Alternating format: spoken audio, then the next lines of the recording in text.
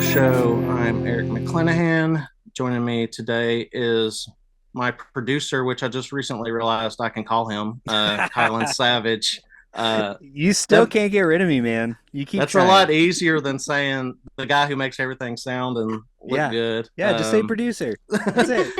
It's almost like so there's a term that was made for the position that I'm in on the show. right, exactly. Who knew? Um, Also joining me today is Rain. Joining me for the first time. How are you doing, Rain? Doing pretty good. Awesome. Just got out of the shower, so my hair's wet. But It's all good. All I'm good. today's my off day, so I just been chilling, and I listened to the material a couple times today too to get more Awesome. familiar with it. So that's been Sweet. by about my whole day. I also see your Starflyer 59 shirt. Oh yeah, that Um, Oh, just got the came lust for in. gold. It's the new Yeah. album.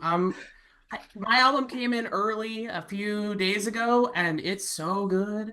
I I got got. mine too. Oh, Look at you guys. I mean, come on. there's my long Yes, box. the I feel CD. I feel Yeah. so left out. I'm not a big Starflyer person, so I don't know. I feel a little bit left out. I'm sorry. I don't Josh, know. I know if Josh Josh should have was been on here, here. if Josh was here, who was supposed to be here, y'all would have just like this golden trifecta, this Yeah, lust for gold and trifecta. I don't know. I don't know. Here's a VHS copy of ET. That's all I got. yes, that's nice. I haven't listened to the CD yet. I was actually talking to Kylan earlier, saying I've just been too lazy to plug in my external drive and listen to it or rip it or anything yet. So Fair enough. I I'll mean, I probably. can't really blame you. It's a great album though. It's like so I'm a wall back there. That's a Vanity. That's a poster Oh from yeah, the deluxe edition. yeah, And nice. it's kind of somewhere between that and the original Gold, you know? It's Yeah, kind of got that raw, noisy Okay. sound. It's very depressive like the original Gold was too. But I'm it's good with got that. some of that new production. It's got his newer deep vocals, and the outlook is very similar. Like the lyricism is very similar to Vanity. So I Awesome. really love it. I think it's kind of the perfect amalgamation of everything that Starflyer's been about for the last 30 years. So Right. like, That's cool. yeah, no, Yeah.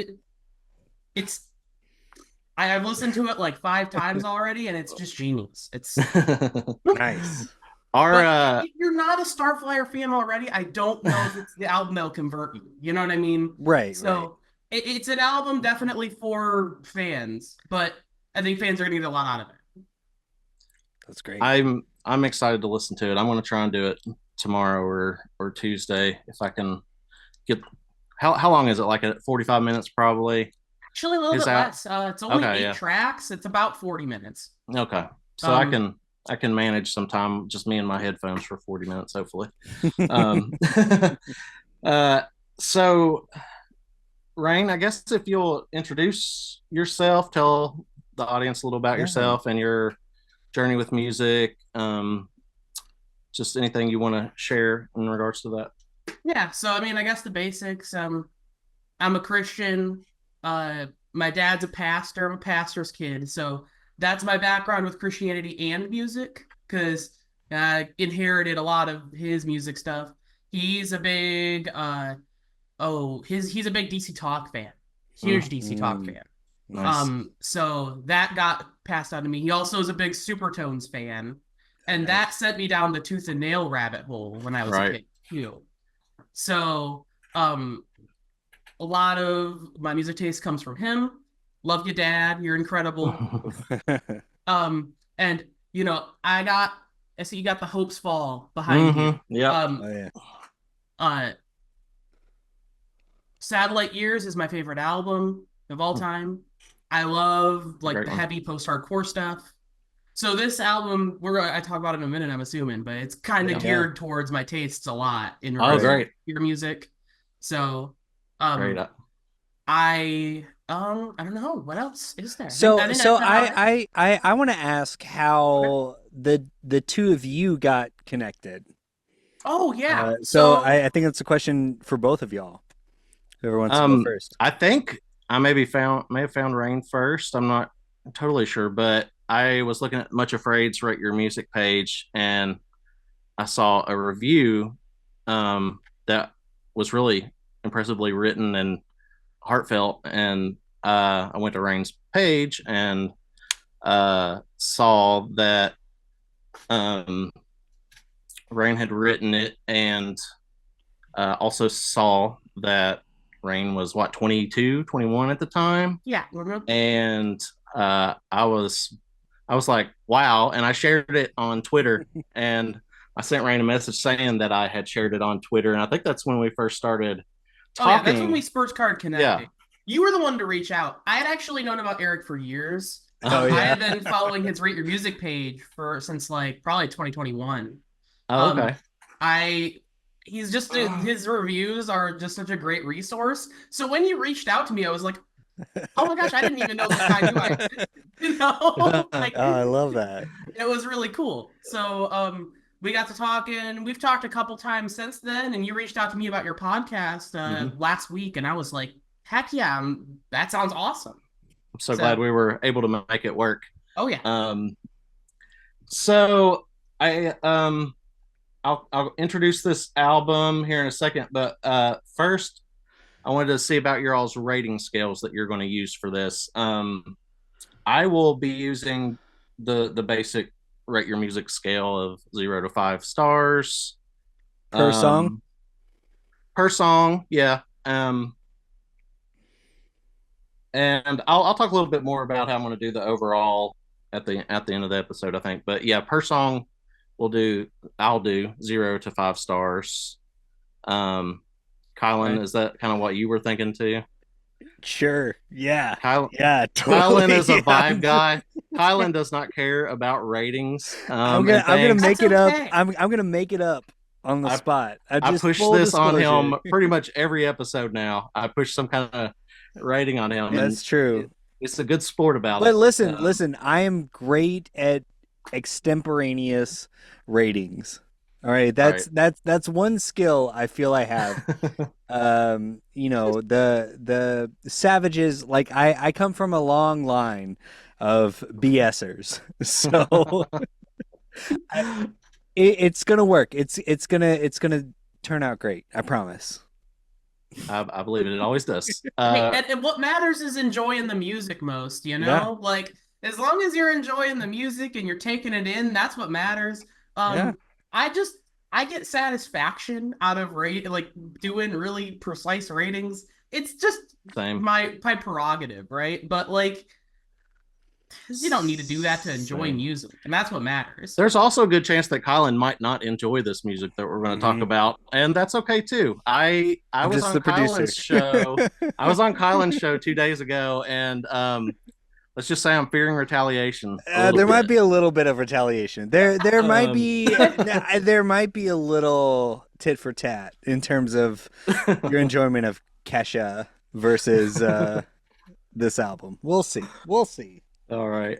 Rain, what is your rating system gonna look like? Mine is I do 1 through 8. Okay. Ooh, so and whole numbers, no halves. Okay. So a 8 out of 8 is a very limited score for me. I purposefully it's buckled at 25 albums ever. Okay. So nice. I have a top 25 albums. Everything is below that. That isn't in that 25. I like that. I like the strictness with the highest level there. But I mean, otherwise, it's kind of your standard, like, you know. Okay. A 7 is really good, and a 1 is really bad. You know? Right. All right. That'll work, and you'll apply that to each song as well. That same rating. Yes. Okay. All right. We are going to talk about "The Pursuit Begins When This Portrayal of Life Ends" by Evans Blue. Evans Blue are from Toronto, Canada, founded in 2005. This album came out on the 24th of July, 2007. It was produced by Trevor Kustiak. The band at this time was Kevin Madison on vocals, Howard Davis on drums, Joe Potter on bass, Parker Lauzon on guitar, and Vlad Takaskovich on guitar. That's a name. Yeah, it's well, I mean, I guess with a title like the title of this album, you got to fill it in with band members that also have I mean, you got to mouthful. have a Vlad. Right. There's my Oh, there it CD, is. Nice. which also has a bonus DVD of acoustic versions of their first album. Nice. Um, so yeah, genre wise, I've always found interesting that this is the only like post grunge alt metal band that I've found that the Rate Your Music users have also allowed emo to be a secondary genre on. Um, People used to try and say back in the day that like 3 Days Grace and Breaking Benjamin were emo, and that never really landed for me. But for some reason, I can see emo as a secondary genre Interesting. on the Evans Blues stuff. So, um, So anybody else got anything before we jump yeah, into the yeah, songs? yeah. I would love to ask both of you. Um, so Eric, my question to you is, why do you want to talk about this album? And then after that, Rain, I want to talk to you about um, what is your relationship to this album prior to this episode. So Eric, let's Good let's get questions. into why you picked Um, this.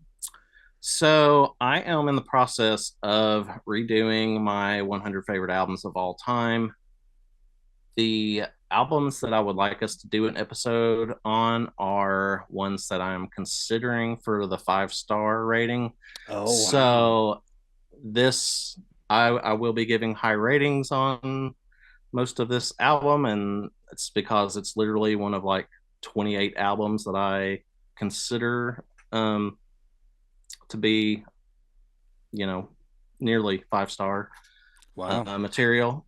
Um, so yeah, really, I want I wanted to have Kylan and Rain on this one, and whoever comes on the rest of the episodes of the series to kind of help me think through this album through the ears of others before I decide if it's a 5-star album for me or not.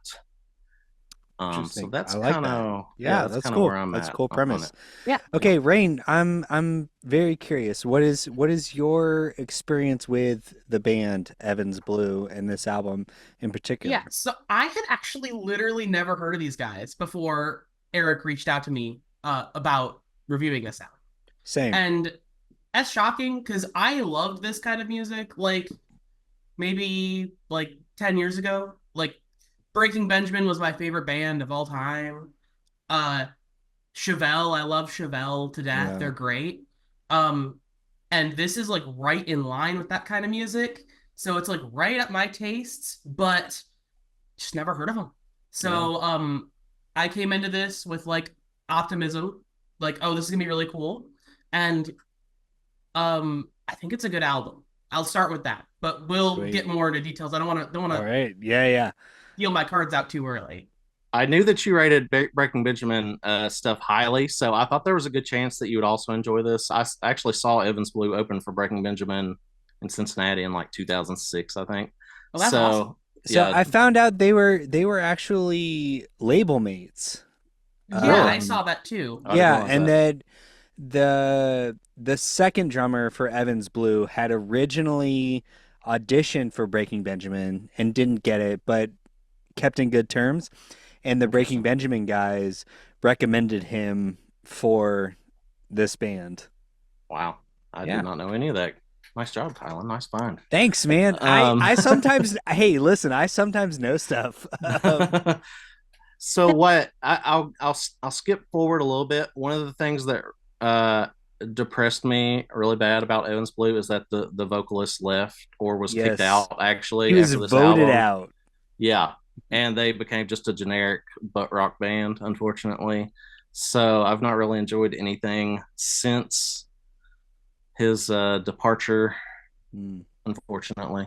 But they actually recorded. I think they had a whole album like demoed, and I have it downloaded, but Oh. it's pretty raw. So it's hard to tell how good it would or wouldn't have been. But all right, I guess do you want to jump into track one?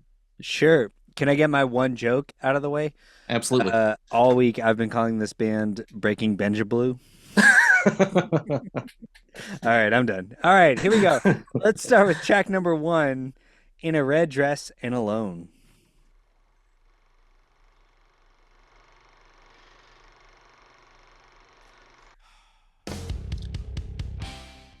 So I guess from the beginning, it starts off, that kind of hard rock, very Breaking Benjamin kind of vibe. Would I think this would immediately grab a Breaking Benjamin fan, um, and yeah, I don't know. What are your thoughts on it, Kyle? And that's what I really want to know. Well, I don't. No, I don't know why. I don't. Okay, this is not a genre that I particularly connect with. And Eric, I'm sure deep down, uh, having listened to Church Hymns Now enough, you probably knew that to a certain extent. I I did know that it would be a difficult one for you to love. I didn't know if you could find any good in it or Oh no, not, well, but here's the thing. I do come to every album honestly, right? Like right. like uh like I come to it like free of expectations. Um,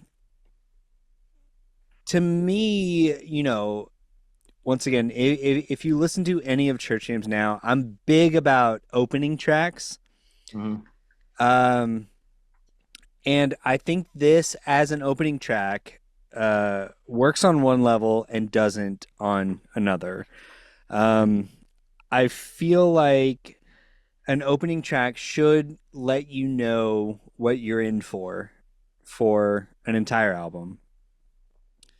Um, on one level, I think it kind of does that. Um, there's like there are these weird like screamy parts throughout this song that I don't really hear throughout much of the rest of the record. Um, and ultimately, I got a little bit bored. Um, but I I don't think it's necessarily indicative of what you're gonna get on the rest of this record. That's I'd fair. agree with that. Um, Like But that it isn't it very. makes sense as like the leading song. Like It's got the yeah. energy. yeah, like especially given like this time period, I think what they were kind of going for, like this makes sense as an opening track. I don't particularly love it. I would give it a 3. Okay. That's fair. Rain, how do you feel about this track? I'm gonna lay my cards out all right Okay. now because this is the best song on the album, Oh wow. hands down Okay. for me. Sweet. It's Okay. like, and I'm a person I really try not to do this, like because first track bias is real. I really try to avoid that kind of thing, but I mean, over the last few days when I've been listening to this is the song I've come back to the most. It just is just incredible. It's got that energy. It's so catchy. That is the thing on this album is the sound is similar throughout. It's got ups and downs. Mhm. This is the one where I think the melodic hook is the best. Um, they hit it right on the nail, right in the beginning. It's so good. I really love this song. And Kylan, you weren't a big fan of the screamy parts. I really love the screamy parts, Yeah. and that's Yeah. I love screamy music. Um, definitely for me. Um, but we're gonna get later in the album. I do like the more melodic stuff too. So it's not just like I hate the melodic stuff and love Right. this. Right. Yeah. Mhm. So what score would you give In a Red Dress and Alone? I'm giving it an 8 out of 8. Oh wow. Oh wow. Aw, wow. Sweet. I'm a little bit Nice. less exclusive with my track ratings than I Okay. with my album ratings. That's fair. But yeah, uh, it's that good for me. Okay. I love that. Kylan, Eric. I Wait, what? what I No, no, was no, gonna go ahead. say, I need to know what you think about his voice, and Okay. I think it's unique for this genre. He's Yes. Okay. Well, listen, I based on our conversation so far, Rain, I know you love this record. Mhm. Eric, I know for a fact you love this record. I do. Because that's the whole reason why we're here. And Right. I'm trying really hard to not be an a-hole because Hey, that's go for it. I usually, on Church Hymns Now, I can do that a little more comfortably. Um so I like his voice. I think as purely from a production standpoint, I think the production did his vocal performance dirty. Interesting. Uh, I think um, he does this thing that happens with a lot of singers, especially when you're reaching kind of the top of your range. He gets a little bit nasally uh, to try to hit those notes, and that's something I have so much experience with. Like I know that instinct. And whoever produced this album and the way that they mixed it, I feel ultimately does a little bit of a disservice to how good his voice is. Because I think he hits those notes like really hard and really strong. But the way that they sit in the mix, for me personally, um, it kind of tends to highlight those nasally moments um, in a way that makes it feel like not exactly what he was imagining in his head. Okay. I Um, know what you're talking about. Where him sounding nasally and things, and yeah, yeah, I, yeah. I think I think the vocal performance is really, really, really good. Um, I think they could have taken a little bit of time to maybe polish it up with the EQ in I the 100% agree. mixing And I think that gets process. into it. My biggest problem with Frick, I didn't think I could get into this early. Um, Welcome to the Everglow show. the deep problem with this record that I have over everything else is that I think the mix and the master sounds horrible. Yeah, It is a terrible mix and master. yeah. Um, and I think that they had to, because the guitars are all in the mid range Hmm. and they are compressed to heck and back. Yeah, And there is no dynamic range in this whole album. right. I think they had to make to EQ his voice high so that you could hear it and it was at the top of the mix Yeah, because the guitars are hog in the mid range. right, So he's in the higher range because they had to get him on the right. top of the mix for the radio and stuff.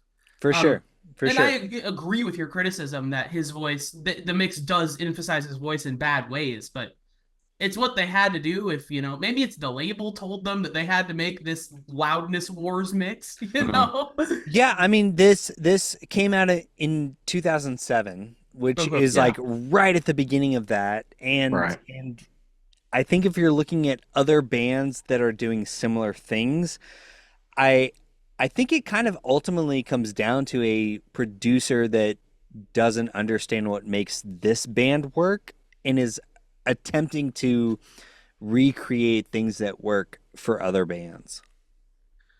See, I knew this band from their first album, which came out Mm. a year and a half before this. Right. So I had already kind of been. It was produced by the same guy. So I had already kind of become accustomed to this sound from him by Hmm. the time I got to this album. So I wonder if that plays Yeah, any yeah, part yeah. That might in help. why it's not as offensive to me. But it definitely sounds like a late 2000s album For mix sure. Oh, wise. For sure. But Eric, I want to know what your rating of this song is. My rating of this one's a 4.5. Okay. All yeah. right. Um, You're being yeah, too it's gracious as a host. We need to highlight your opinion a little bit more. Okay? Stop letting me talk. I'm so interested in what you all think that I'm forgetting that somebody may want out there may want to hear what I think. Yeah. But also, so rate your music on the track scores. Um, this is tied for the highest rated track on the album at a 4.2 out of 5 average. Wow. So yeah, looks like it's a pretty common favorite. Yeah, it's just a great hard rocker. How was this not a hit on like active rock radio in Right. 2007? Like, Yeah. was there really much better than this at the time that they were playing? Definitely should have fit in with the Chevelle and Breaking Benjamin. That was all the rage then. Yeah. Um, so yeah, 4.5 for me. Okay. Sweet. Um, I guess let's go to Shine Your Cadillac now. All right. Track number 2, Shine Your Cadillac.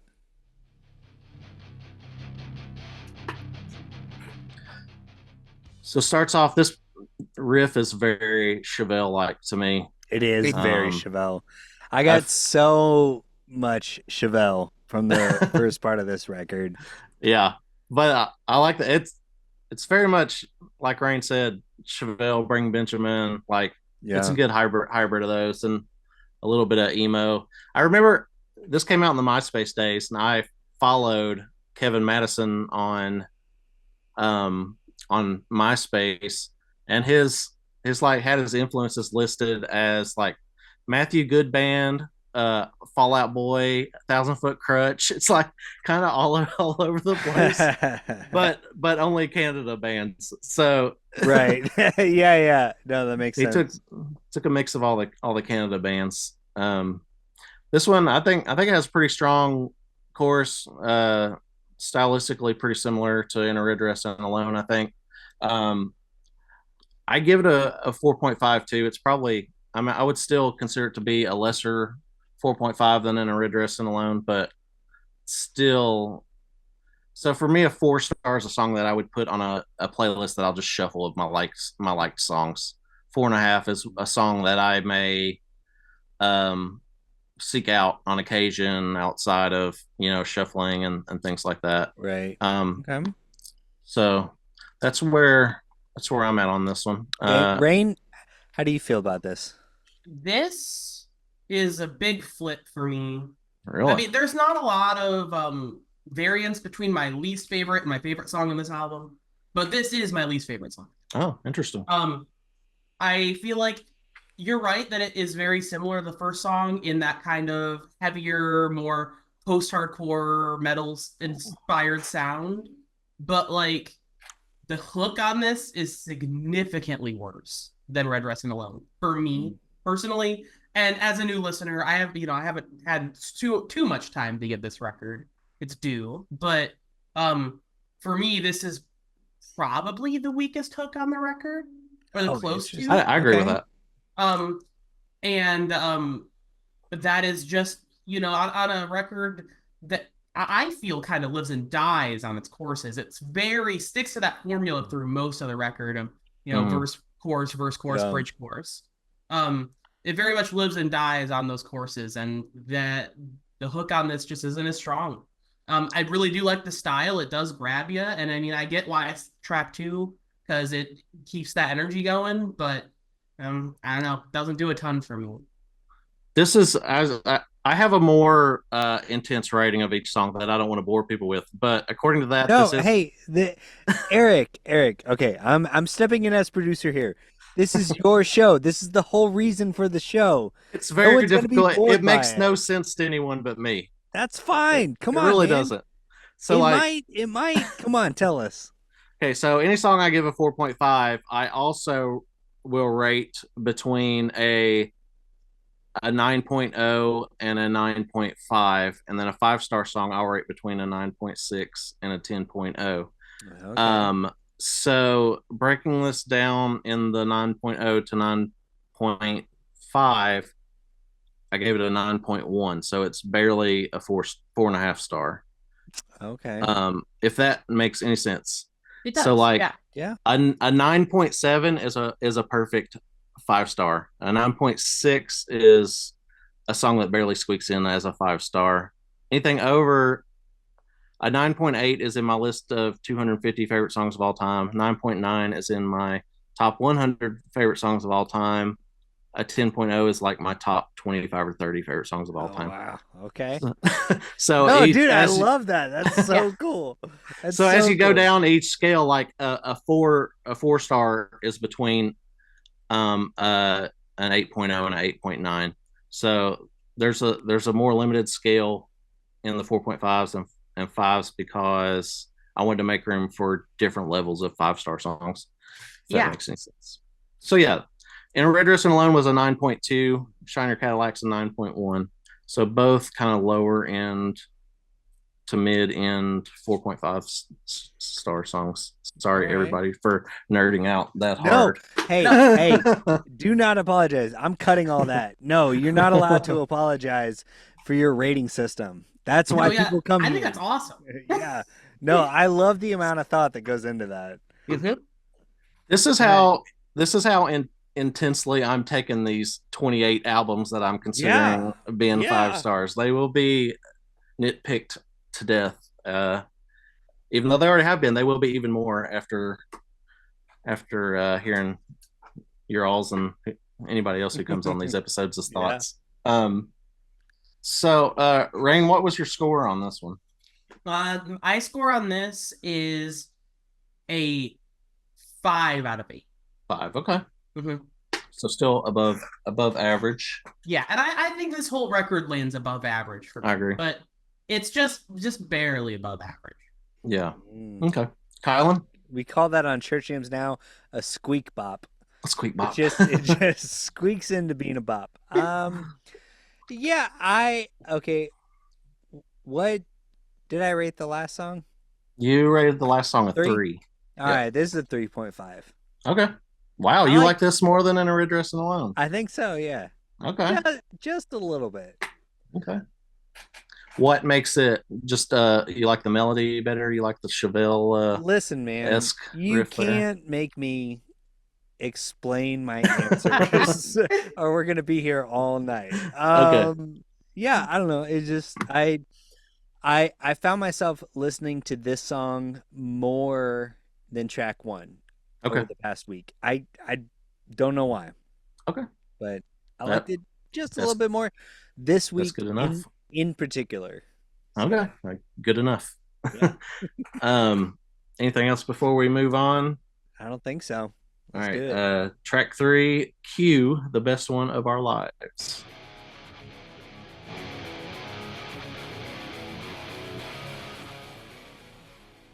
So let me hear somebody else's thoughts on this one first. Who wants to go? I'll Not go. me. Okay, go ahead, Rain. Um, I think that this is like the radio hit on the album. Oh To yeah. me, like this is like it's placed at track 3, which is where I think a radio hit should be placed Yeah, on an for album sure. anyway. Mhm. And it really hits with that hook. It's up there as maybe the best hook on the album. It's really Um, good. it's a great hook. It's literally been playing in my head this whole time. It's the one I have stuck in my head. Oh, nice. Um, Uh, and I think it's a really good song. My only criticism, and as I feel it almost gets too repetitive, like I don't know. I feel like the course goes on for a long time.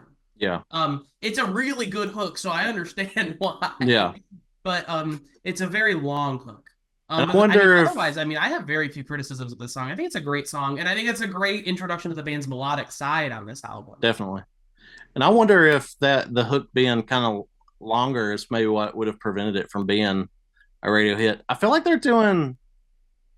I mean, obviously, I love this album, so I feel like what they're doing, nobody else was really doing to this level. Like the chorus is very, like you said, it's kind of long, and I just like it's like you can tell they wanted a radio hit, but they also maybe wanted to be stand out a little bit. I think. I don't think they And, were willing to compromise themselves that much. yeah, You know, like I think they really had a strong emphasis on like what they wanted and they went for it. And yeah, actually that's a theme later in this album. Another reason I really love Red Dress and Alone and it's one of my favorites is because mm, it's really short and to the point. yeah, And some of these songs they start to they just like start like piling on more and more stuff and it's really cool. And those are the kind of songs that usually grow on you, right? mm, and yeah, I yeah, and I'm new to this album. They haven't had that time yet. They're yeah. starting to get there. I'm at like I think I've listened all the way through 3 times now, and I've been playing the tracks intermittently in between that too. So Nice. um I the longer songs are starting to hit, but Yeah, um this is one of those where you're starting to see a little bit of that, how they like to drift into longer stuff. right. Um So, I guess Kylan, you were never like a radio rock listener, right? I You don't really understand their contemporaries of this time frame, maybe, no, I or I I okay, I understand. I don't connect with it, okay, that's fair. right? Like All right. I don't know.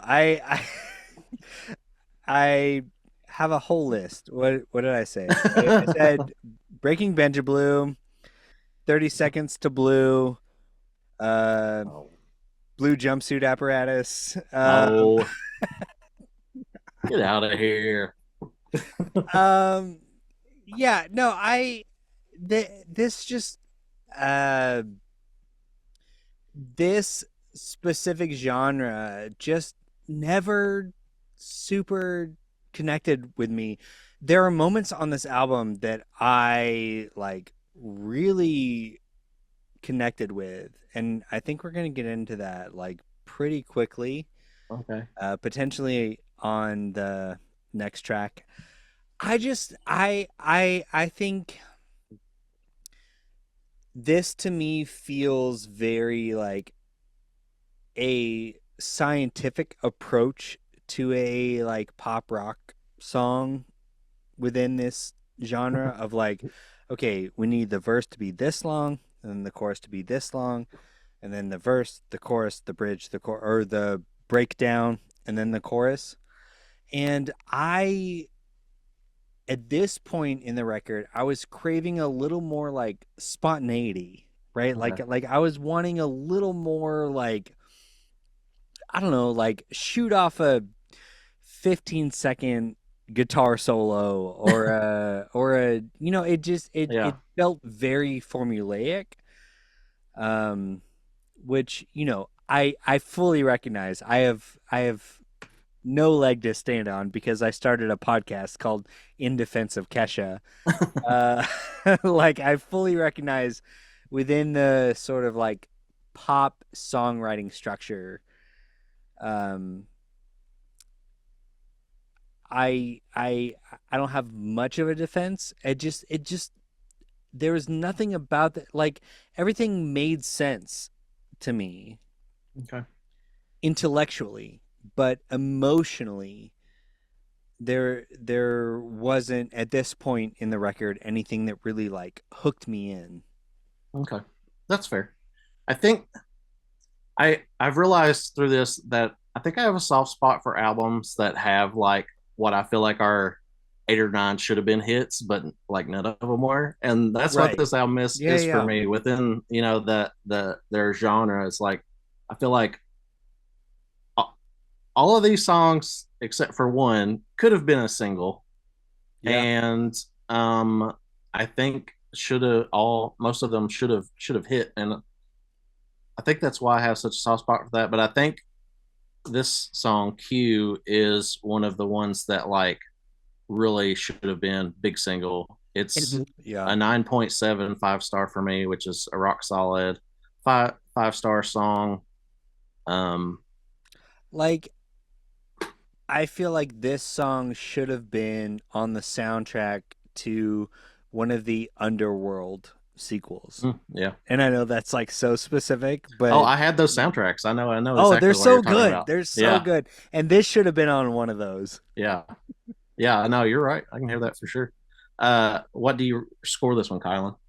A 4. 4. Okay.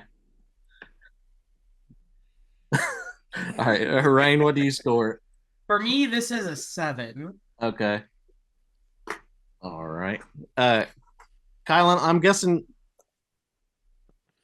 "Kiss the Flag" coming up next is the song that seems to resonate more with you. Maybe. Is that We'll see. true? We'll Okay. see. We'll All see. right. Let's jump into number 4, "Kiss the Flag." Okay, Kiss the Flag.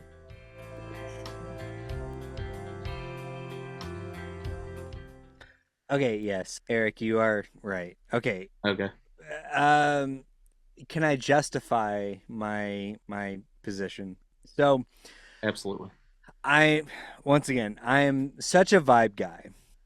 Um it took me about 5 or 6 listens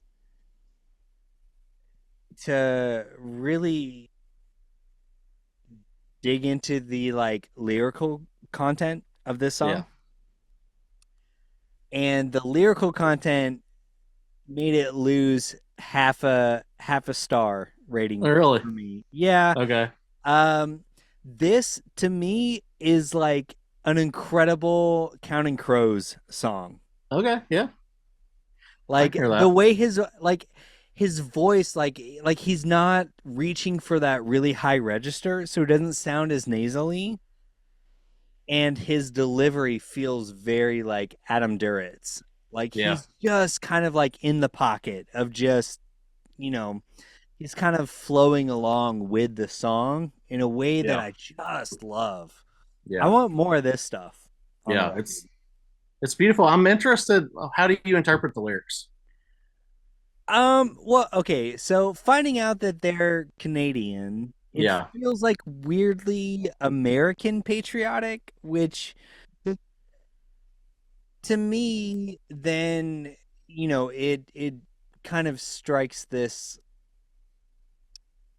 like it ends up feeling a little bit pandering to like American, like post 9/11 mid Iraq war kind of patriotism Mm, in a way that doesn't feel super genuine. I mean, because he specifically says, right, it's like the first lyric, don't shoot until you see the red, white, and blue in my eyes. yeah. Um, S- So I think the second verse is about the my interpretation is that the second verse is about being a Canadian military soldier or whatever, okay, because okay. that one's the red on white, White and then he and says in blue in blue, my that's sky, right. Yeah. uh, which the first verse is the red, white, and blue in my eyes, which is so I feel like the first verse might be. This is just my interpretation. I have no reason Mhm. to think it other than. So I feel like he does deal with um, Canada in it too, but maybe I'm reading into that. But do you take this as an anti-war song? Because I kind of do. Yeah, I mean, I don't know if I would take it as like a fully anti-war song, but I think there's a big difference specifically within this time period of like anti-war and pro-veteran.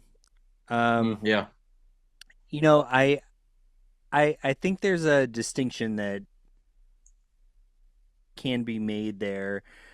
Because I often think of like oh shoot, what is his name? Zach Brown, the Zach Brown band Zach Bryan. Oh, has Zach Brown. Yeah, has okay. that chicken fried song, Yeah, and then like weirdly in like the third verse of that song is like, and the veterans, they we stand up for them, and it just right. it feels disingenuous to me, and not that the people performing the song are disingenuous, um but it just feels like a little bit more of like a business move than an artistic move, Mhm. regardless of where the person making the song comes from. And I fully recognize the bias that I have in terms of that.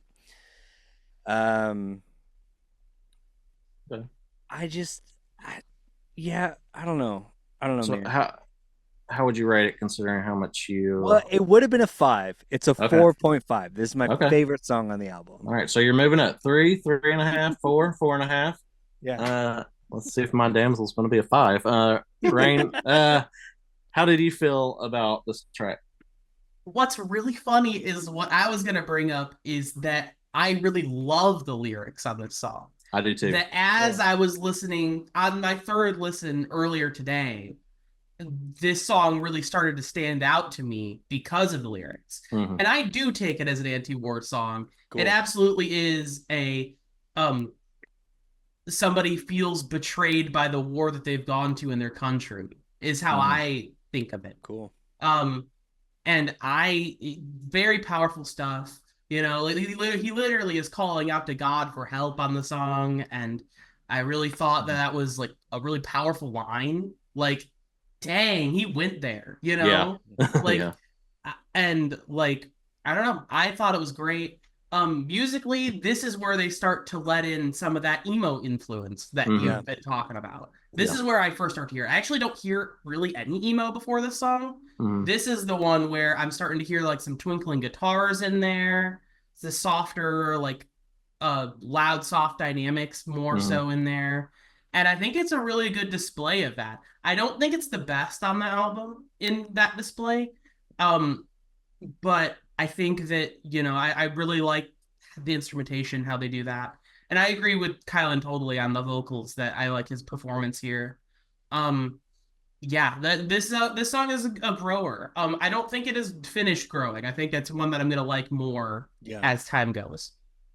What would you score it at this point? Right now, it is gonna be a 6 out of 8 for me. All right. Cool. Um, Guys, for me, go ahead. no. You go I ahead. was just gonna Sorry. say, for me, it's a 5 star, 9.7, Sweet. solid five. Um, I I've gone back and forth on you know, the lyrics, and I've been listening to this for what, like 17 years or something. I don't know, Right. but yeah, the more I listen to it, the more I think it's anti-war.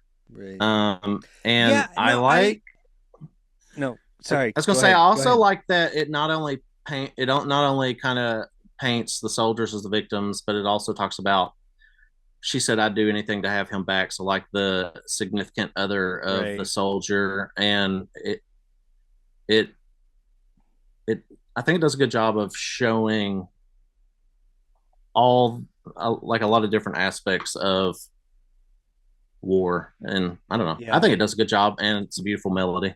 Yeah. Yeah, I okay, I don't know how to fully articulate this. I think my biggest problem with that is I think the specifically within the late 2000s using the idea of someone in war like a veteran uh feels like a really easy emotional trick, and Yeah, not saying that they're like trying to trick anybody. um it I think it maybe speaks more to like the types of media that were like shoved down my throat like post 9/11, right. that I have a little bit of a resistance to using that, or seeing that as something more than just cynical. I get that. Um, Yeah, that but makes sense. but that being said, I still think this is a great freaking song. It's Yeah. very good. I think that's entirely fair. Yeah. I this was the one I was most excited to hear your all's thoughts on because it's Oh, cool. yeah. I could talk about this for 3 more hours. All right. Are we ready? Well. Kiss the Flag, part 1. Okay, let's dig into uh, we'll move on to my damsel, a confession to an that. adversary. Eric, did you just Yes, curse on your show? I just heard you say my damn. damsel. Okay. All right. Let's clarify. All right. This is track 5.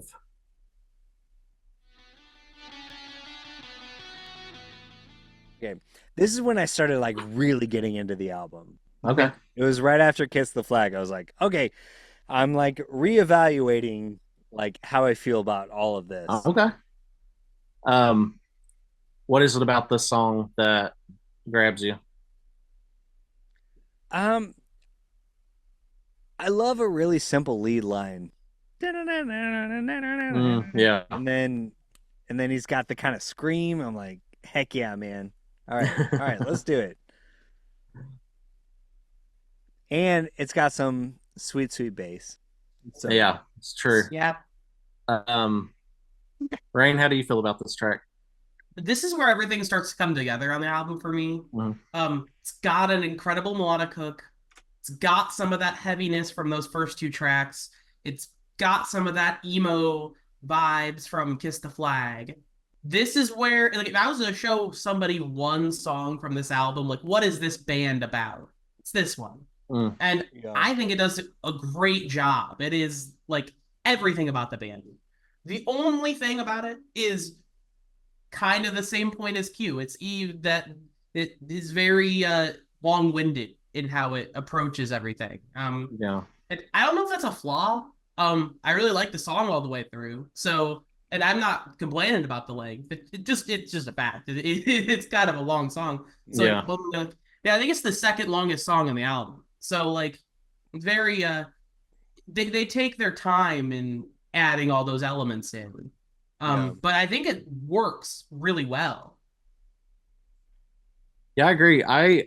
When I go a while without listening to this and it gets to this song, I always forget that the my damsel breathes fire and a whisper she cries that's a pre-chorus because it feels like it's going to be the chorus and then it just abruptly stops and hits with a more soaring chorus. And I like that I forget that it does that when I've gone a while without hearing it. That I always think that's a pretty cool part. How would you score this one, Ryan? This is another 8 out of 8 for me.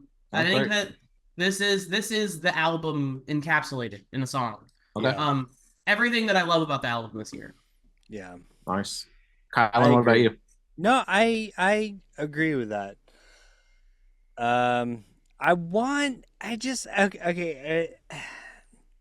I want like a little more like shreddy guitar, but that's just like personal preference, right? Like songwriting wise, production wise, like this is everything I think I wanted this album to be.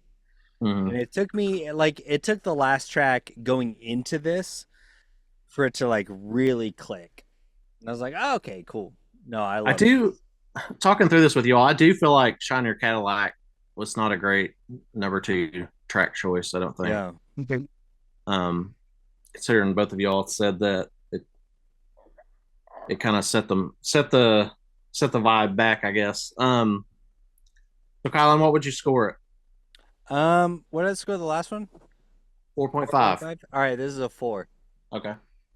Yeah. I also, let's see, for me, this is a 9.6, so just a barely 5-star.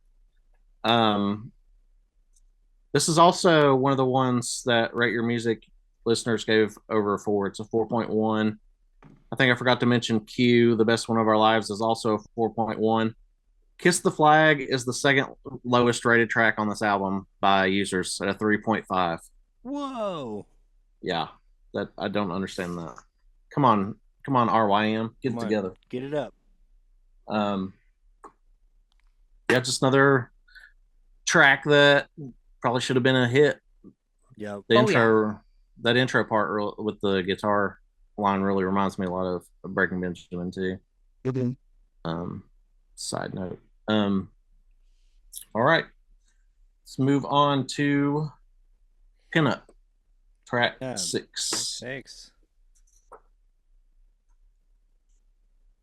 I guess this is their version of a power ballad, I guess. All right. Starts off with the slow acoustic vibe, and I think it has a good message about not putting people on pedestals. I Yeah, guess, right? it's still this is a 2 for me. Two. I'm Okay. just it's a 2. Okay. I don't like this. You don't like it. All right. No, no. I just um musically it's okay. Okay. Um I just and this is, once again, purely like personal preference where I'm at in my life. The it I don't know, especially around this time, like 2007, like there were a lot of songs where dudes were just like, "Hey girl, you're gonna be okay." And it feels like a little bit condescending. And obviously like I can't speak to that. It's just like, like as a dude listening to this, I was like, okay, well, like, I don't know, maybe be a little less condescending and like listen to Yeah. their experience. I don't know. I can't fully articulate it. There's just something about it that I don't love. I I see what you're saying. I hadn't really considered that before. But I guess that's a Well, character it's flaw just of mine. no, no, no. I think it's just because like we just did our episode on Going Public by Yeah. Newsboys, and they did Elegy, and TJ is so much better at articulating this kind of thing. I Yeah. just feel uncomfortable with it a little bit, and so I That makes sense. usually refer to him. Okay. Rain, where are you at on this one? Well, I definitely agree that going public articulates this whole kind of issue a lot better. But I lyrically it isn't necessarily the strongest on the album, but I really love the music. Um it's Yeah. Yeah, where the emo influence really this is the peak of that yeah. emo influence. Like that opening guitar melody is so beautiful. Hmm. Mhm. And like I just love everything about this instrumental, the way it's arranged, the dynamics are so like these beautiful verses, and then that makes the choruses really hit, and the melody's really nice on this Mhm. one. I agree. I this is a very strong one for me. And this is also the point where I admit I cheated a little bit. I'm Okay. sorry, Eric. I That's all right. looked at your rate your music ratings Oh, before. okay. That's all right. That's After all I right. listened to it the first time, I was like, I gotta see how he feels about it. So I No did look at worries. your ratings That's before. that's that's perfectly fine. They're out there for viewing. So this is one of those songs where the first time I heard it, it's another one of those growers where the first time I heard it, I was like, I don't know how I feel about this. And I looked at what Hmm. you said, you're like, you really love this song. Hmm. Well, how does he love this song? So I listened to it a couple more times to try to like see what there is. And I get it. It clicked. It's there. I think it's a Nice. great song. Okay. What would you score it? It's a 7 out of 8 for me. Okay.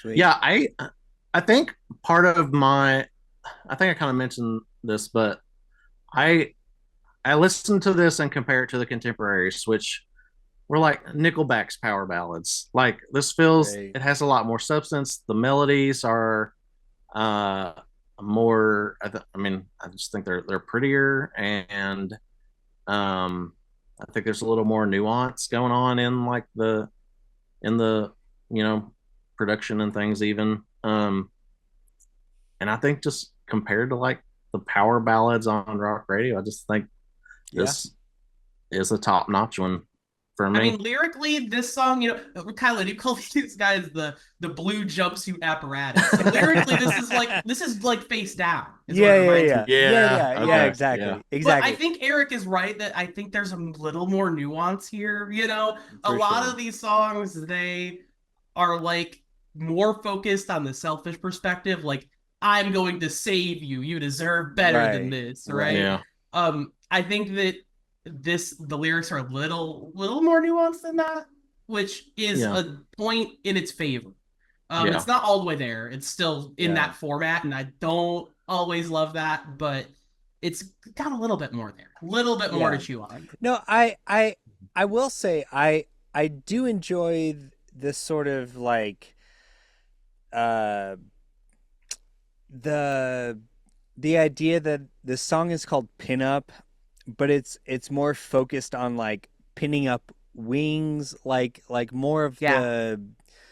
like taking this idea of like a traditional like female sexual perspective and then putting it in the context of like, oh, you're like a butterfly and I'm Mm. pinning you up. I think that's a really interesting idea.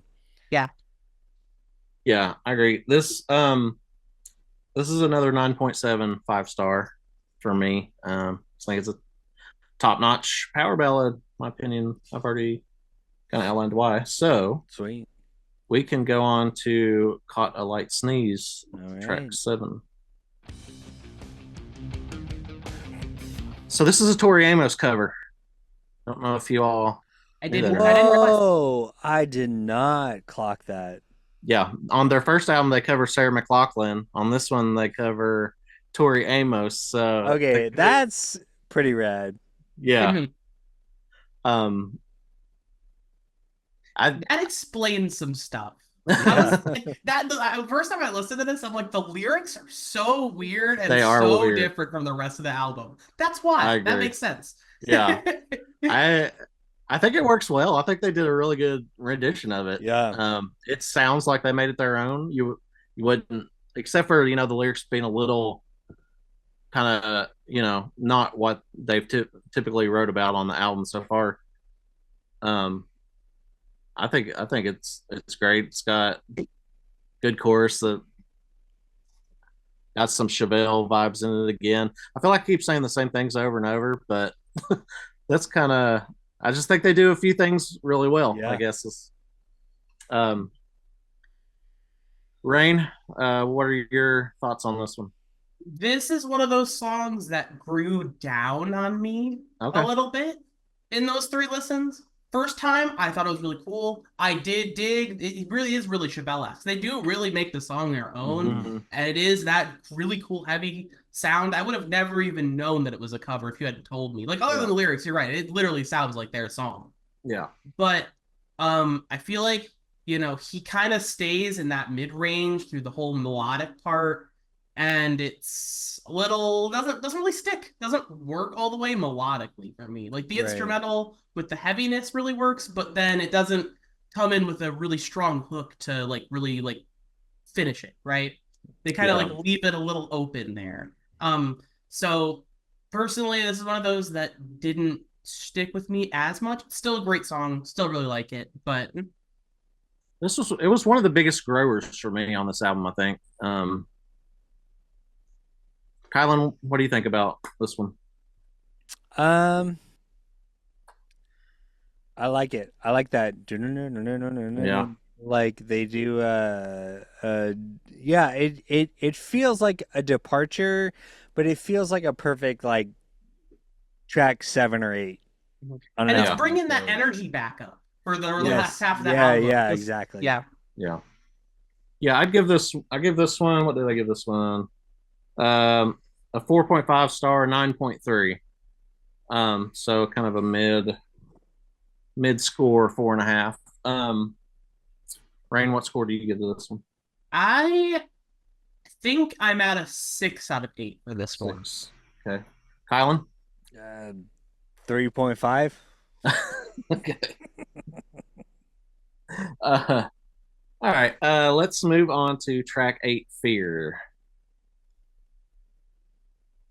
This is my least favorite song on the album. It's still a 4 star, 8.5. I just don't think the chorus is as strong on this one as some of the others, or really any of the others. Yeah. It's also Rate Your Music's lowest rated song at a 3.3. Um, I could have done. I mean, I still think it's a good song. I would jam it on a playlist. Little, it's not power ballad, but it's slow tempo. Yeah. Um, Rain, what do you think about it? I would agree that the hook is the worst on the album, or Yeah, close to. yeah. Um, for me, I actually what brings it up is I love the instrumental. Um, Okay. it is the most emo song on this album, Yeah, and that instrumental is incredible, and it makes me just forget for a second that the song doesn't have a great yeah, like it's just kind of beautiful to listen to. yeah. And that does it more for me. Maybe it'll grow up, maybe it'll grow down. I don't know where it'll go in my score, but right now it's pretty high. I have it at a 7 on an 8. Oh, nice, So like nice. I it's a very beautiful song. So like I have a hard time docking it. Not every song needs to have an incredible hook. And on this album, it's nice to have a song that is just very instrumentally beautiful and doesn't have a good hook. Because I feel like every Right. song is so far has been live or die on that hook. And this Right. is actually the only song on the album that I feel doesn't have a great hook, but still stands alone on its own. That's a good point. I think I see this as, I think of it as just an album with great hooks, and where this song doesn't have it, that I maybe unfairly dock it more than I should for that. So that's a good point you brought up. Um, Kylan, what do you think about this? I don't know. 2.5. I'm bored at this Don't care with point this for one. the record. Okay. Like at this point, I'm like, all right, I think I got what I needed. I'm good. For those who don't know, Kylan does not like This album's long too long. albums. It's It too is. It long. is. I agree. Too long. Okay. I Uh, like I like long if it's okay, I I like know you long do, albums if it's something that I enjoy. So like if you're a for band sure. I love, keep making long albums. If you're a band I don't like, make short albums. Yeah. I'm like Yeah. 45 minutes attention span cap for first few listens. We're gonna start seeing some of that soon. Yeah. Okay. This is also where my attention started dipping on my first couple listens, and only in that last listen did this song start to stand out a little bit more because I was hearing those details. But we're gonna get into more of I was kind of drifting off and like not being as attentive as maybe I should Yeah. because Yeah. I just it's so much and it's so similar all the way through, very formulaic. Yeah. It's one of those albums where like bands that are like this, usually it takes a while for me to like, oh yeah, this song's really good. I just didn't like it, so it's the end of a really long album. Right. Yeah. For sure. For sure. Well, let's move on to track 9, Dear Lucid, Our Time Is Right Now. This is my probably my second favorite song on the album. Hey, me too. Oh yeah, nice. Yeah. I think the chorus is just incredible on this one. It's and the imagery that it paints, or however you would say that, of dancing away while the bullets fly, is it's kind of a pretty cool concept, I think.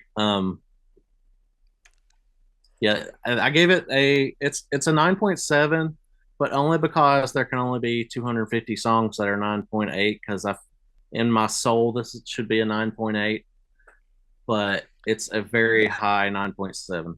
So for me, that intro part and that intro riff feel totally disconnected from like the meat of the song. Mm.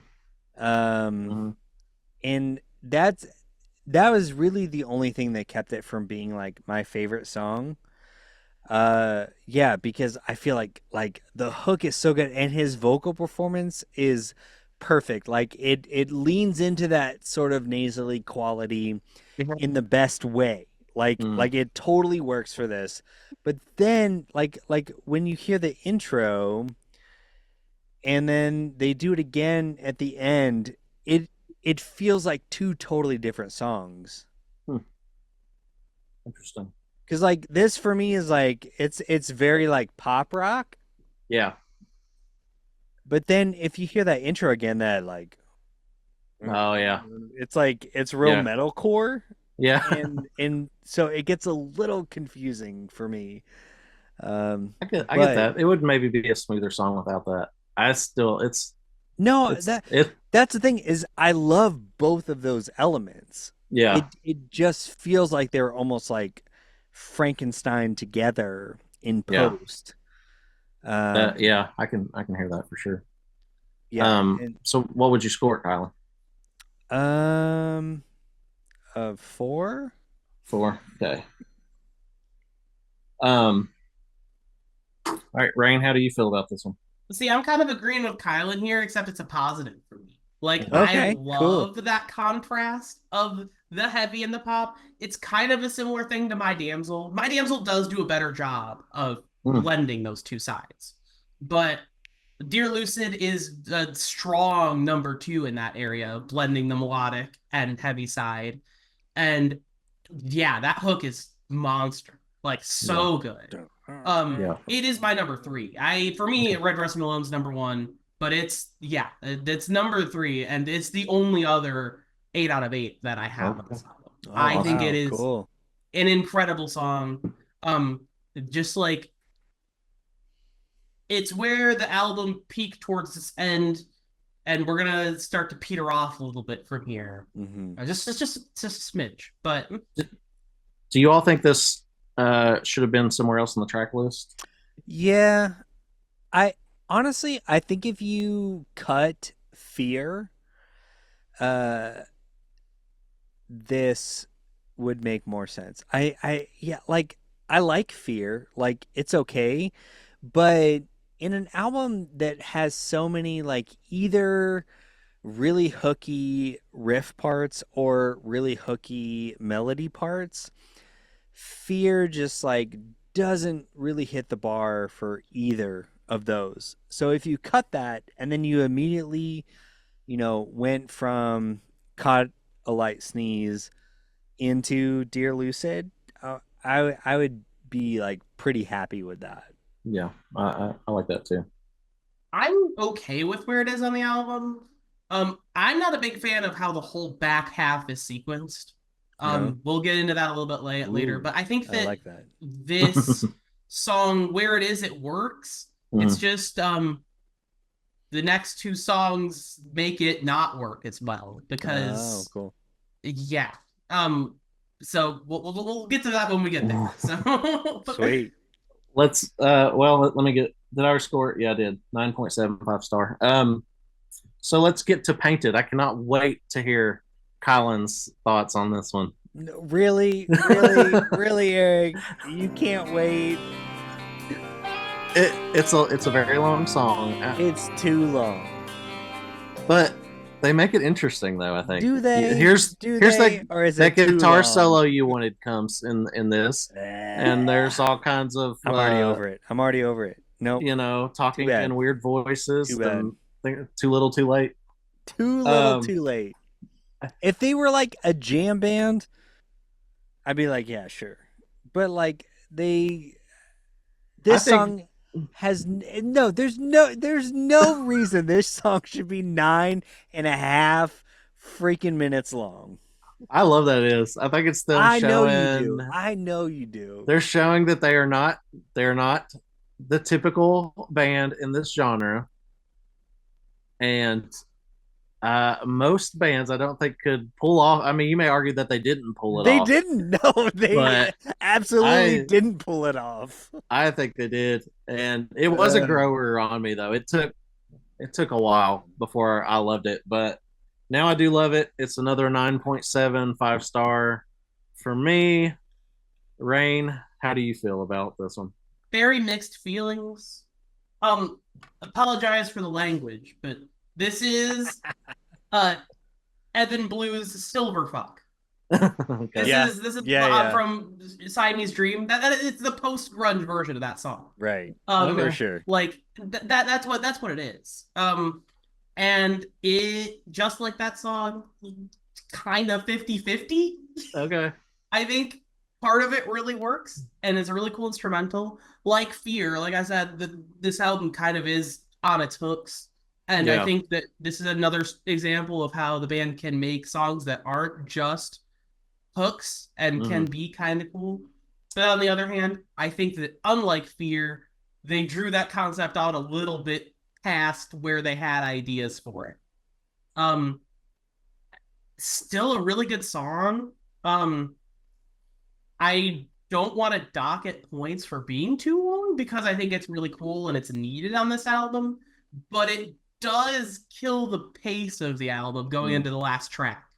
Sure. And I agree there needed to be another track after this because ending after that long instrumental is just that would be terrible. Yeah. Yeah, I agree. That would be such an anticlimactic way to end the album. But like, Yeah. um, I don't know. I really think it's good, and I don't know how I would change it or replace it, but I think that it doesn't all the way work perfectly, and Okay. it loses my attention by the end. Well, yeah, Okay. because it's 10 minutes long. That's too long for any song to be. No song needs to be that long. I strongly disagree, and That's fine. Kylan I is did going to hate mention my all of my prog favorite phase albums. as a teenager. I'm just not a long song guy. Oh yeah, I saw on your comment you liked Porcupine Tree when you were like 15 years old or something, Oh right? yeah, uh-huh. Oh That's yeah. crazy. And I was a huge Floyd fan before that too. I really Okay. love like like the longest song that I think I really love is Dogs from Pink Floyd. That's like Okay. a top 10, top 15 song of all time for me. Uh it's 17 minutes and there's some stuff in there where it's just like kind of like droning, not doing much, you know? Yeah. Like it would Yeah. lose your attention on the first few listens. But um I think this doesn't all the way make it work. I think Okay. there's ways to make a long song work with these elements, and they get like 2/3 of the way there, but not like all the way there. Right. So you Okay. should cut this song by a third, and then it's great.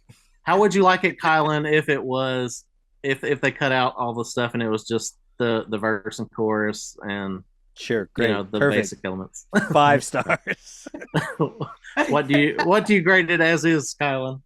One? No, because I like. I don't know. I'd like a 3. Okay. Yeah. Rain, what It's do you it's okay. It's Okay. it's okay. And once like I'm more forgiving of long songs if they are the last song. But I also agree with Rain, like this should not have been the last song. Yeah. The way they ended, it feels like it just kind of like tapers off in a way that's not satisfying. Yeah. Yeah. I think this could have gone up a whole star if it was literally a minute and a half shorter. Yeah. 100% agree. Yeah. Like Um, because I think it could still say all the things it was trying to say without feeling, a little grandiose, like a little too big for its britches. Like 7 minutes, I would totally forgive. Nine, Okay. 9.5 minutes, no, get out of here. If it was 7 minutes, you would have been complaining too, Kylan. Don't lie. No, that's true. Eric, you know me too well. Yeah. All right. Rain, what would you score it? oh, this is so hard. This is the only song where I'm actually, I had all my ratings set out before this. I think Right. this is the only song where our conversation actually did enough to change my rating. Oh, okay. I was gonna say a 7 out of 8, but I think it's a 6. Okay. It has the same flaws that I pointed out with the rest of the 6 out of 8 songs. It's in line with those. I'm gonna knock it down a little bit. That's fair. It's another Um, 9.75 stars for me. the thing is, the first half of the song, the hook is great. I Yeah, think I it love does the a hook. great job, and it's where it starts getting experimental later that it kind of loses me a little bit. That's why I Yeah. rated it high, but you know, Yeah, part of me, Right. I don't know. I have mixed feelings, very mixed feelings. So I part of think me the loves it and loves the ambition, and part of me thinks they got a little bit too big for the bridges, you no. know? Amen. Yeah, Amen. y'all I can get that. The hook is really what makes I love the hook. That's Yeah. so I mean, I still would have loved the song where it's a couple minutes shorter and he's not doing all the I can see you, you can see or Right. whatever. Yeah, I could have done without that, but I don't know. It's also an unexpected twist when you're first listening to it that I kind of Yeah. enjoy. Um, let's go to the last track, number 11, The Pursuit. All right, here we go. This is my favorite song on the album. That's a Uh, sick riff. yeah. Oh, Rain, what is that? What is that reaction? Oh no. Oh no. Uh oh. There's some tension here. Rain, do you not like this song? This is maybe my least favorite. Really? Wow. Not. It's a little bit better than China Catalan. Okay. Okay. I don't know. Uh, Do you, do this you, was do you, do you think this would have benefited from being somewhere else in the track list? Probably. It is that anticlimax. Right. It is like they needed a really, really strong hook here at the end. And I Right. don't think this is it. And obviously, I'm in the minority here because Yeah, I'm this looking at the Rate Your yeah, Music rating, and people well, love this song. this is also by like a million plays. This is the most played song on this record on Spotify. Yeah, it I was the first single, maybe the only single I don't from know. this It album. just didn't. Maybe it's because it's at the end of the album, and Yeah. I am already sick of this formula. But it just Yeah. did nothing for me at all. Oh, And I think Dear Lucid would have been better as the closer. Um, I could I dig think it that. would have done a better job because, like, it does blend the different styles more than this does. This, like Q, sticks really hard to that formula of like verse, chorus, like even harder than a lot of their other songs on this album. This is very, very radio oriented, and it yeah. just, um, after a song that just like kind of went off the rails and did a bunch of experiments, I don't think it brings everything together. It's just kind of the safest expression of their sound on the Yeah. album, and it kind of falls flat for me. I don't know. Yeah. What score would you give it? I'm thinking a five. I'm thinking a Five? five. Okay. That's Five still out of good. eight. That's So still I mean, Okay. good. still not. It's not bad. I don't think it's a bad song at all. It's just But not even close to the highs on the album for me. well, I think it really does suffer for coming after Painted. Mm-hmm. Which is why, yeah, Eric, I want to go into why it's your favorite song, and do Yeah. you feel like it would benefit from different placement on the record? Yeah, I think it should have been the second track on the album. Oh Um, yeah, yeah, behind In a Red Dress and Alone. The hook is one of the strongest on the albums. It's sounds like the single that it was. I um lost my train of thought. What was your other question? Did you ask me something else? Or yeah. Well, do you feel like this would benefit from different placement? And yeah, why? Like besides the hook, like what about this song makes it resonate with you so much? um, I like I like this the part that we're listening to in our headphones right now. The bridge, I guess it would be. Mhm. I don't know. I just think it has a great melody. Just a solid rock song. Yeah, I don't know yeah. what I else to mean, say. I like his vocal performance. I believe on this song, like more than 75% of the rest of the album. Because he's got that kind of like high register, but then he goes into this head voice in that bridge, Yeah, and it feels a lot more authentic to me. I agree. Yeah, And that I fully think this song suffers from its placement. Like yeah. I think you could swap this out for uh My Damsel or even Shinier Cadillac, and uh it would place much higher. It feels like they were dead set on the way this song ends. It ends. It says ends, and it Yeah. ends, and it's going to end the album. It's like they were. Right, I feel like right, they were right. determined from the Like, no, beginning that this is this is going to the be the end. Yeah, last yeah. song. Yeah. But yeah, I think it would have fared better as the second track probably. Yeah. Oh yeah, no, But I yeah, agree. the head voice you were talking about in the bridge, that you articulated it much better than me. That part is, I think, Well, an he aspect doesn't, that yeah, he doesn't really do that on the rest yeah, of the record.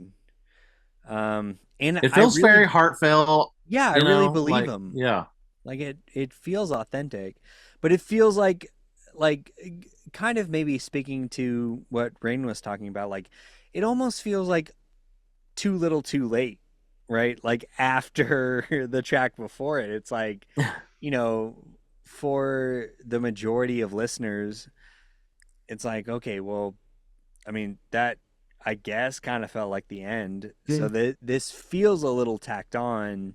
And you already Mm, lost my attention. Yeah, so then it's that much harder to like gain it back. And right. also back to the mastering mixing side of this record. By the time I got to this on my first listen, I listened with headphones the first time, and the last time I listened to it on my speaker. Going on my speaker was a lot easier to get to the end of the album and pay attention. Hmm. By the time I was to this point on the album, in my headphones, I was literally in pain. Like, Yeah, because yeah, I'm trying to crank it up a little bit so that I can actually hear some dynamics in the music, but there's none. It's so yeah, yeah. crushed, and Yeah, it's It's just all so just loud, and it is literally hurting my ears trying mm, to listen at this volume to this album. So that probably hurt this song for me too. Is like, not only was it too little too late after it kind of lost my attention, it's kind of towards the end of a long album, but also it's kind of a long album that's really loud and hard to listen to. yeah, And I was literally physically uncomfortable by the end of yeah. listening to this album. So that probably colors my rating some. And I'm sorry. no, that makes sense.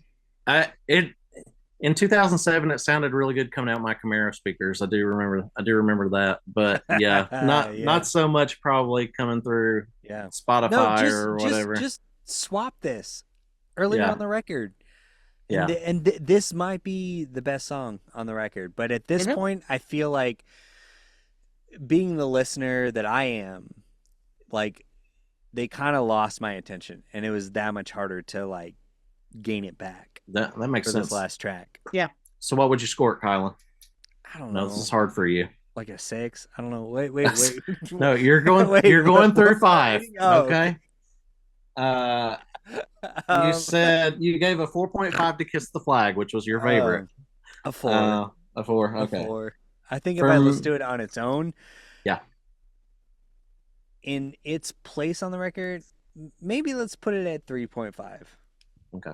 So yeah, I knew this song before the album came out because it was the Okay. single, and that probably has changed my perception a bit. But yeah, I gave it the highest score on the album. It's a 9.8 5-star, which means it's in my 250 favorite songs of all time.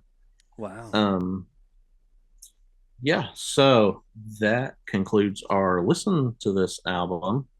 Um, so Kylan, what's your overall score and just general feelings on it?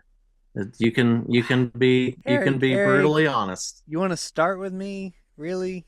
Yeah, Really? we got to end on a higher note. Oh, I'm yeah, not. yeah. Okay, that's true. That's true. You did listen to our Drawing Black Lines episode. I hated every minute of it. I'm just kidding. But hey, you know what? You listened.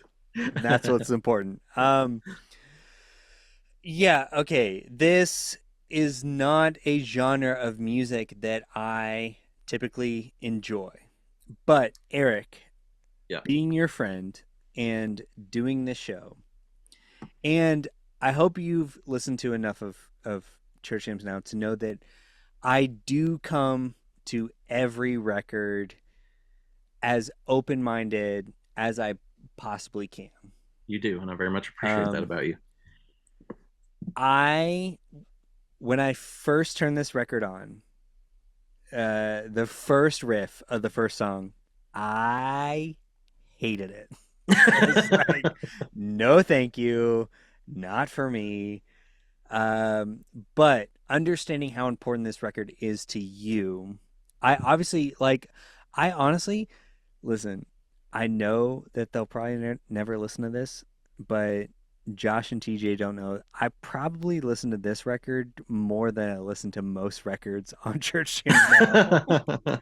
I Because appreciate your dedication. yeah, it was really important to me to like understand and to like drill down um why I had that initial reaction and how I could potentially articulate that. Um, and it really for me was like by the time Kiss the Flag hit is where this band made a lot of sense to me.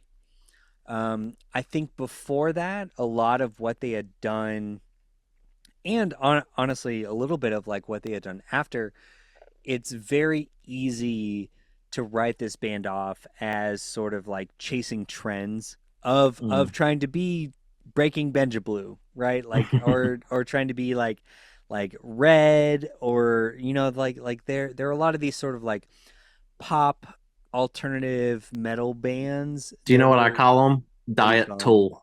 Oh, there you go. Yeah, yeah, yeah, for sure, for sure. It's like a Ryobi versus Yeah. Milwaukee, right? Um, I like there was a lot more about this album that I appreciated than I initially anticipated. Would I put this on had we not done this show? 100% not. Mhm. But I found a lot that I did appreciate. I honestly, and I don't think in a million years would I ever, like, I don't think I would ever say this, except for this album. The uh, Chris Lord Algae or Tom Lord Algae, like the Wall of Sound kind of Mhm. mix that they Yeah. came with, this album would have benefited from that. Mm. Yeah. Um, I think if there was a little more care taken to the vocal treatment, um, this could be like an all-time sort of uh, alt rock album. And I think more than the actual content, I think the mix is what turned me off to it. But overall, I have no idea where my rankings were per song, but I would Yeah. probably put this at like a 3.5, which in CJN That's parlance would be a squeak bop. So I would, you know what, like, that is a win. yeah. Hey, you know what? Tit for tat, man. In Yeah. defense of Kesha versus the Nevergo show, like a 3.5 is a win. So I really appreciate you taking the time to listen to this, despite knowing I knew from the beginning this would not be your thing. yeah, of But I course, of also course. believe in you enough to know that you would find something in it Yeah, yeah, to appreciate. yeah. There's enough in here that I definitely appreciated. Yeah. Rain, what is your final thoughts and final score? What's really funny is that despite me and Kylan having totally different views on this record, coming from totally different perspectives, we're about to give it the exact same rating. Ah, oh, I love it, guys. Art is so rad. Just music It's is so cool. this is a very solid 5 out of 8 record for me, which Okay. is Cool. a recommended in Okay. my Nice. rating system. Um, Okay. and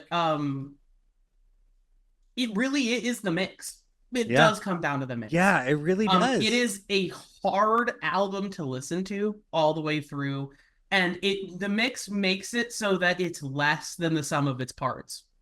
For sure. Um, and that is really unfortunate because there's some really incredible songs in there that I think should have been more popular, and I think I should have heard by now. I can't believe I haven't heard this record by now because it appeals so much to my tastes. Yeah. But um, I don't know. It's just, and it'll probably squeak to a 4 eventually if I listen to it enough.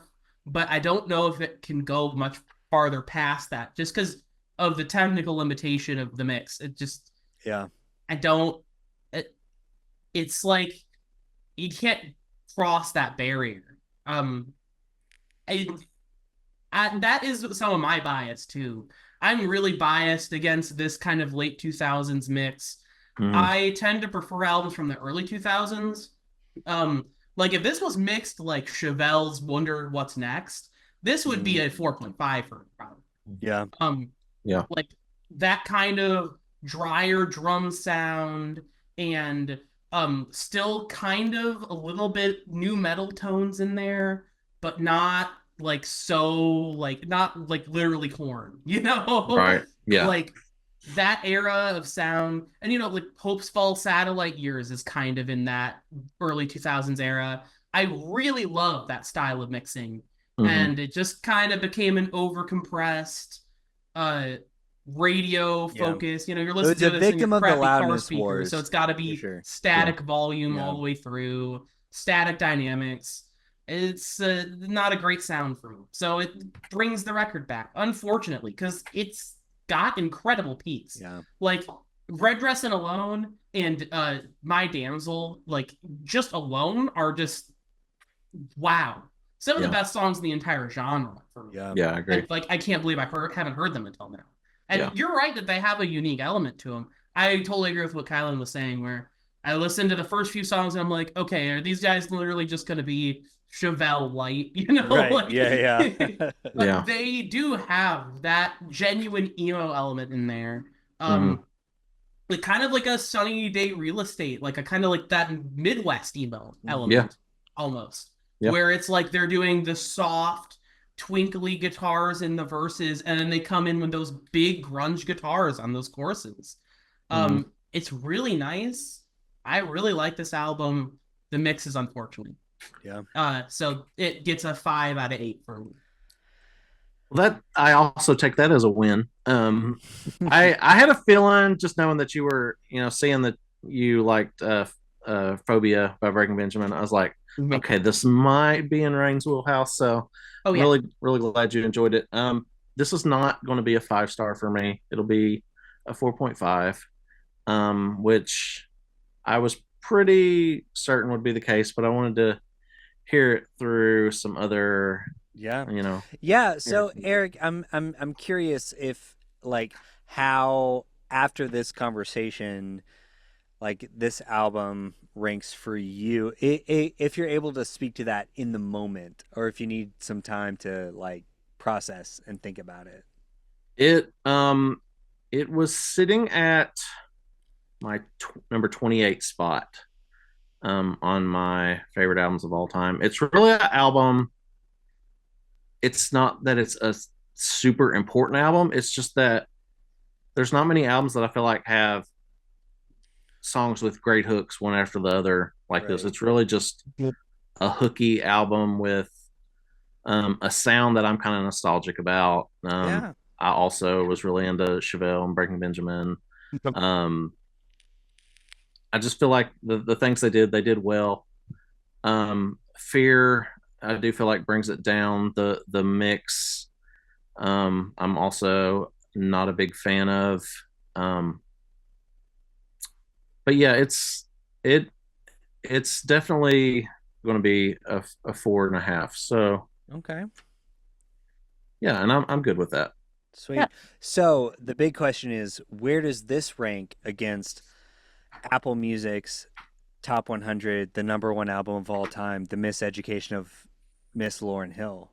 Where I where does this mean, fall in relation to that? I mean, on an objective level, The Miseducation of Lauryn Hill is a much better album. But on But a it, subjective level, I appreciate both albums, but I'm more fond of this one, yeah. despite Okay, I had The I'm just, Miseducation of Lauryn Hill when it came out yeah. in '97. Listen, I'm just gonna say that I think that shouldn't be the number one album of all time, and I think No. that's very funny. So I'm going to continually use that Okay. as the guidepost in these episodes of Okay. how does A record compare to B record of Okay. Lauryn Hill? That that's fair. All right. Any let's see. Rain, uh would you like to be found online? If so, where can people follow you? Yeah, I'm at Whiprust basically everywhere. Discord, Twitter, Rate Your Music are where I'm most active. So add me on one of those if you are so inclined. I like shoegaze music, post-hardcore, emo, uh, even some like pop and country. Basically, if it has guitars, I'm probably gonna love it because I'm Nice. a big guitar music fan. So yeah, lately I've been listening to a lot of power pop. I've been getting into like kind of late '70s, Cheap Trick, Tom Oh, Petty, Cars, Nice. that kind of stuff. That's nice. so So rad. Yeah, definitely follow Rain. Um, Lots of great music takes and taste. Kylan, you can find him at Church Jams Now, Yeah. and he's also on X. I don't recall your at off the top of my head, but Savage Kylan. It's my he's not name hard to reversed. find. Savage Kylan. All right. Definitely check out Church Jams Now. And In Um, Defense of Kesha.